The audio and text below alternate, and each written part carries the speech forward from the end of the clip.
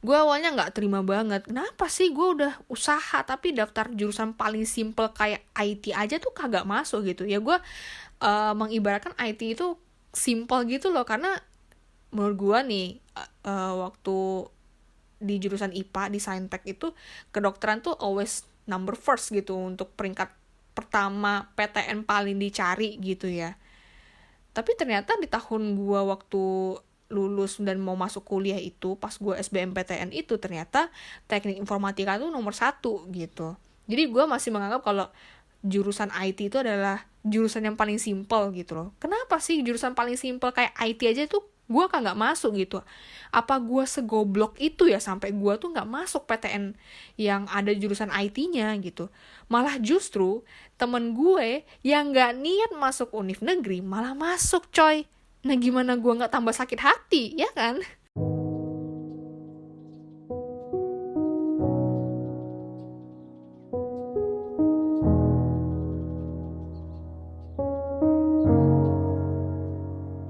Selamat malam pendengar Katanya Podcast. Balik lagi sama Indah buat nemenin istirahat kamu. Semoga apa yang kalian lakukan hari ini bisa berdampak baik untuk masa depan kalian. Sebelum masuk ke episode kita kali ini, pastikan kamu berada di posisi ternyaman kamu. Lepasin beban kamu hari ini biar bisa simak episode ini dari awal sampai akhir.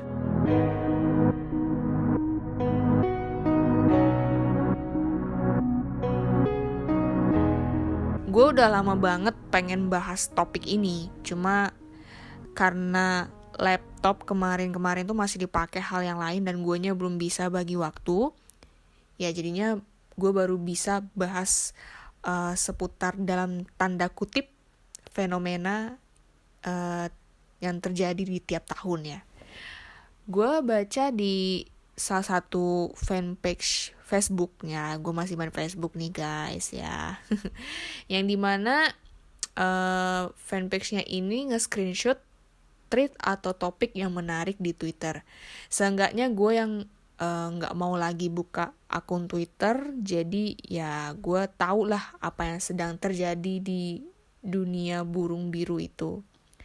Banyak sih yang dibahas, ada yang receh, ada yang bikin emosi, dan gue mungkin akan ceritain tentang yang bikin gue agak gimana gitu.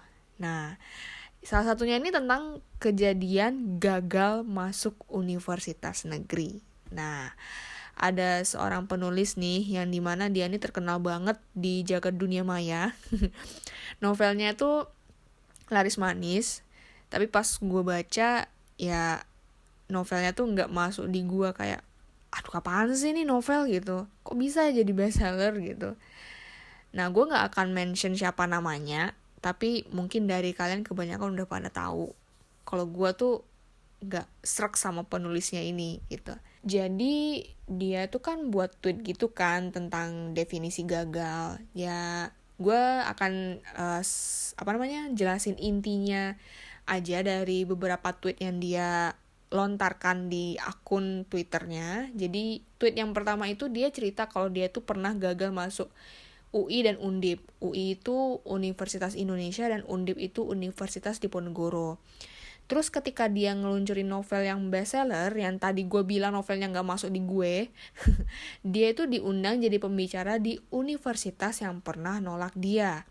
Sampai di situ dia bilang kalau kata gagal itu gak pernah ada. Ya oke. Gue jujur aja agak sedikit mengerutkan kening sampai di sini pas gue baca tweetnya dia. Terus gue lanjutkan ya baca tweet berikutnya.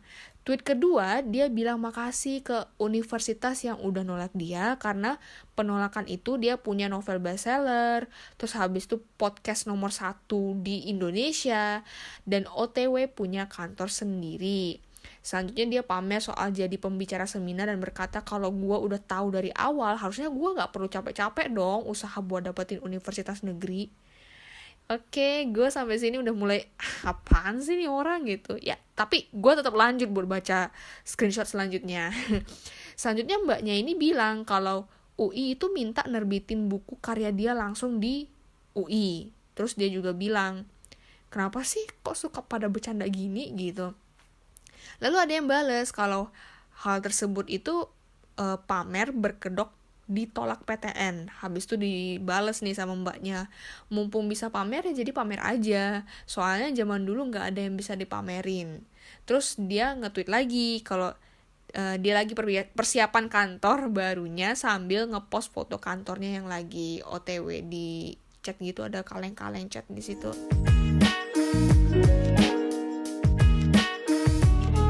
Kalau gue baca sih ya gimana ya, kayak mbaknya ini lupa menapak ke bumi gitu loh.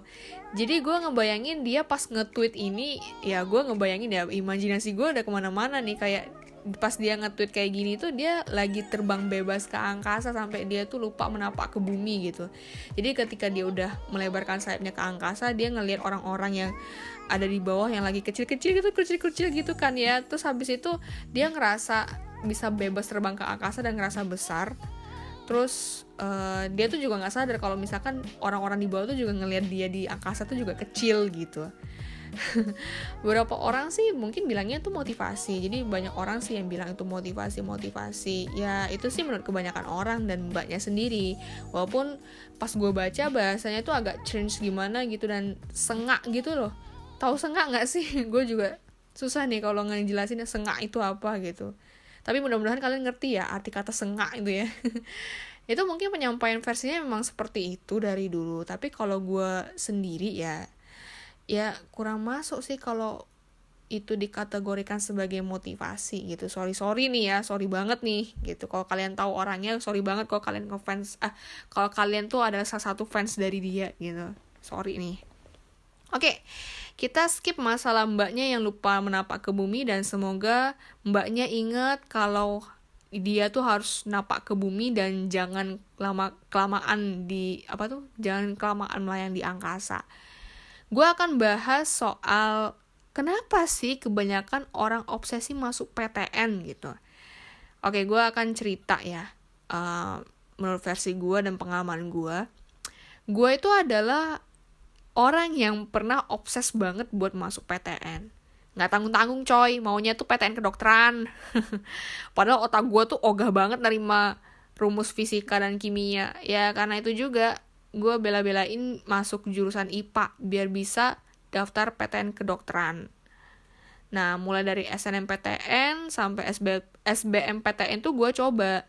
Yang pertama itu selain gue ngajuin diri masuk ke kedokteran UNS itu for your information itu Universitas Negeri 11 Maret Surakarta. Gila coy, gue kalau milih suatu tuh emang gak main-main coy, asal pede aja gitu daftar kedokteran UNS. Kocak banget emang gue dulu. Nah, gue juga daftar di Universitas Udayana jurusan Teknik Informatika. Karena itu plan B gue, kalau nggak masuk kedokteran ya minimal aku masuk IT-nya dah. Ternyata nggak lolos karena kita tahu sendiri kalau SNMPTN itu kalau kita masuk misalkan kita dari SMA negeri itu juga belum tentu masuk gitu loh, apalagi yang SMA swasta yang akreditasinya itu sangat rendah, bukan sangat rendah sih, rendah gitu ya. Jadi ya untuk lolos SNMPTN itu sangat-sangat kecil dan mungkin hanya 0,01% gitu. Jadi ya SNMPTN gue nggak berharap terlalu banyak. Terus gue coba SBMPTN karena itu harapan gue terakhir, karena gue gak diizinin bokap nyokap buat jalur mandiri. Katanya sih jalur mandiri itu lebih mahal ya. Sampai sekarang apakah demikian? Coba kalian kasih tahu gue ya, apakah jalur mandiri itu memang dari awal itu udah bener-bener mahal sampai detik ini? Nah, gue belajar tuh sampai privat sama guru biologi, guru fisika, guru kimia. Itu pun mereka tuh ngasih secara gratis tuh. Gue emang kasih banget sama mereka tuh, udah pengorbanannya tuh luar biasa banget. Jadi gue kalau misalkan punya penghargaan sekelas Nobel tuh gue ngasih ke mereka aja kali ya. Sampai gue beli buku SBMPTN di toko buku yang tebel itu, yang tebelnya kayak kamus itu ya, gue jejelin ke otak gitu ya, buat gue belajar siang malam gitu kan ya, buat nebak-nebak tes potensi akademik dan segala macem dan soal-soal yang gak gue ngerti gitu ya. Tapi ya gue harus nelan kecewa yang lebih parah lagi karena gue gak lolos.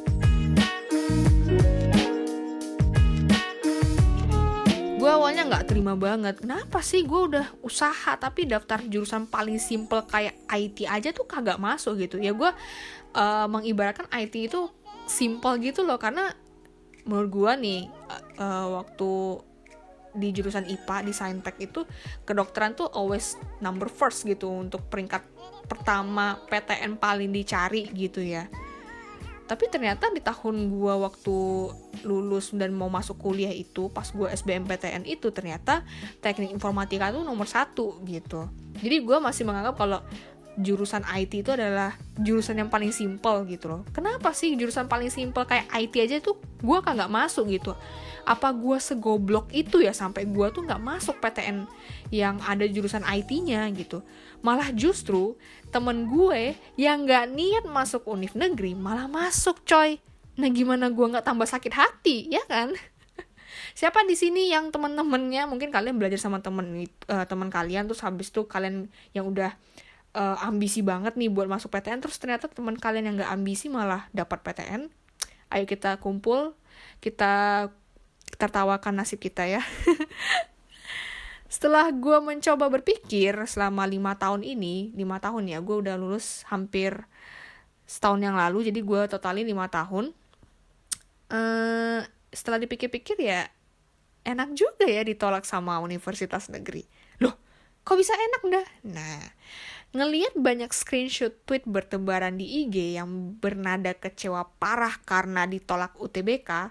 Kalau bahasanya sekarang UTBK ya. Gue di sini pakai bahasa zaman gue aja ya, yaitu SBMPTN.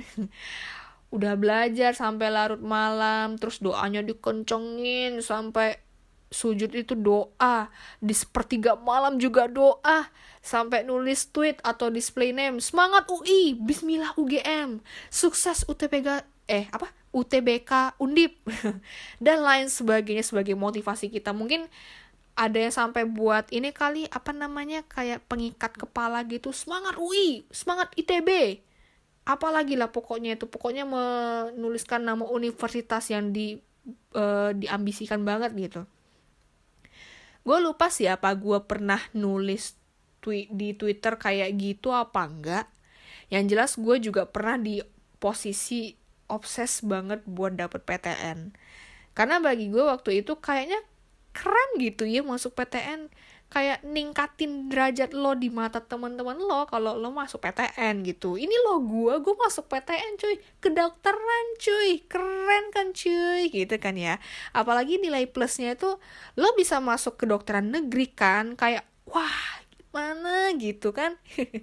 Nah nanti kan orang-orang sekitar pada bilang gitu, gila si itu masuk kedokteran UNS, Universitas Negeri 11 Maret Surakarta.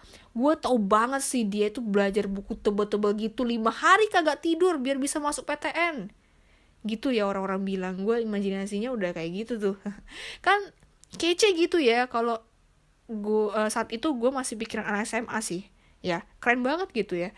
Maunya pamer aja terus sampai dapat pengakuan gitu kan. Nah setelah gue telaah lagi, dari situ gue sadar kalau niat gue sedari awal buat masuk PTN itu aja udah keliru gitu. Niat awal gue tuh karena satu, gengsi. Nah satu kata aja, gengsi. Pengen dilihat high class banget gue masuk negeri buat pamer doang. Itu yang membuat gue gak direstuin masuk PTN sama Tuhan, sama alam jagat raya. Ya selain itu juga karena biayanya mahal coy, gila. PTN tuh ternyata mahal banget dia biayanya. Apalagi ada kayak apa sih? Kalau gue lihat kayak apa sih namanya tuh istilahnya yang pakai penghasilan orang tua gitu loh. Apa ya istilahnya ya? Lupa gue. Dan gue mau belajar sekeras apapun, doa sekenceng apapun, kalau emang PTN bukan jalan gue, ya gak bakal jadi jalan gue. Kalau niatnya gak tulus nih apalagi dan main-main, ya beginilah jawabannya, gue gak lolos gitu. Gue ingat surat Al-Baqarah ayat 216, boleh jadi kamu membenci sesuatu padahal ia amat baik bagimu, dan boleh jadi pula kamu menyukai sesuatu padahal ia amat buruk bagimu. Sesungguhnya Allah Maha mengetahui, sedangkan kamu tidak. Ya, gue akuin sih emang nggak sebentar buat bisa nerima itu semua. Butuh waktu. Bukan sebulan 2 bulan, tapi ya butuh bertahun-tahun gitu loh. Gue waktu ditolak PTN itu ya nangis parah di depan bokap nyokap, dan akhirnya gue berujung kuliah di PTS. Kayak apa sih gitu kuliah di PTS gitu kan. Gue udah mikir gak enak padahal belum nyemplung gitu loh.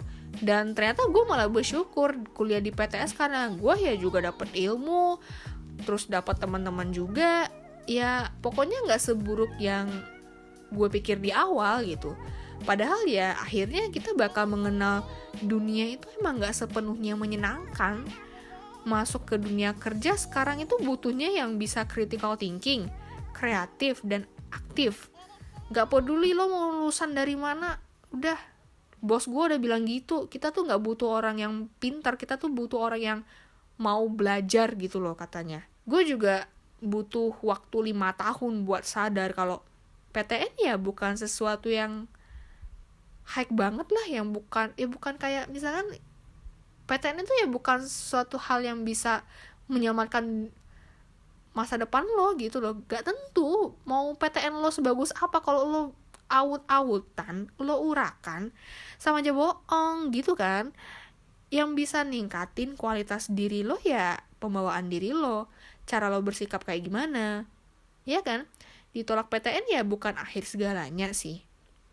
Dan lo tetap manusia yang masih ada jalan panjang kehidupan. Mau PTS atau PTN, toh akhirnya juga bakal buat skripsi gitu loh. Tetap bakal buat skripsi itu susah men gitu. Bakal ngerasain susahnya buat skripsi juga. Bakal ngerasain ngejar-ngejar dosen pembimbing itu luar biasa, sampai ada yang nangis-nangis karena takut salah bersikap sama dosen pembimbing, ya kan? Kita bakal ngerasain itu bagi teman-teman yang memutuskan untuk kuliah di PTS gitu loh. Mungkin lo yang ditolak PTN kemarin, gue yakin lo semua belum bisa nemu jawaban kenapa lo ditolak PTN. Ya kayak kata buku NKCTHI, nggak harus ada jawabannya sekarang. Lo kalau mau sedih ya sedih aja, tapi jangan lama-lama. Gue saranin jangan lama-lama. Tapi kalau itu PTN UTBK kemarin pengumumannya Agustus ya, ini udah September, tapi kalau masih sedih sampai sekarang keterlaluan sih kayaknya. Tapi ya nggak apa-apa, karena kadar sedih orang kan beda-beda. Jadi ya gue mau ingetin ya sedihnya jangan lama-lama. Kalau lo mau ngulang tahun depan silahkan. Mau lanjut PTS tapi dengan jurusan yang pernah lo targetin silahkan. Mau coba peruntungan beasiswa luar negeri silahkan. Siapa tahu kalian yang awalnya nggak lolos PTN di Indonesia tapi kalian malah lolos di universitas bergengsi di luar negeri, kan keren kan ya, oke banget gitu. Itu pilihan lo semua, keputusan lo semua. Dan gue ingetin banget, kalau lo udah dapetin apa yang lo mau dan itu udah sesuai dengan harapan lo gak usah ungkit-ungkit yang lama, dan gak usah ngehina proses lo yang kemarin-kemarin. Ya kayak mbaknya tadi, dia seolah-olah kayak udah ngehina prosesnya kemarin, udah gagal, diungkit lagi sampai detik ini. Gue gak tahu, mungkin itu cara motivasi orang lain yang penggemarnya lainnya. Gue ingetin barusan, kalau lo udah dapetin apa yang lo mau, udah gak usah ngehina proses lo yang kemarin-kemarin, yang gagal tuh gak usah dihina-hina, karena itu kan bagian dari proses kehidupan lo ya. Jalani aja apa yang di depan lo saat ini. Sepertinya untuk episode kali ini aku cukupkan sampai di sini. Makasih semuanya yang udah dengerin episode ini dari awal sampai akhir. Bagi kalian yang mau ngasih saran, enaknya next episode kita mau bahas apa, atau kalian mungkin punya cerita yang menarik, bisa lewat DM Instagram pribadi aku @indahhidayati atau @kataya.podcast, atau bisa juga lewat email di katayapodcast2@gmail.com. Jangan lupa follow Instagramnya, dengarkan setiap episodenya, subscribe channel YouTube-nya, dan aktifkan notifikasinya biar kalian tidak ketinggalan episode Katanya Podcast. Aku pamit undur diri. Terima kasih. Selamat mimpi indah.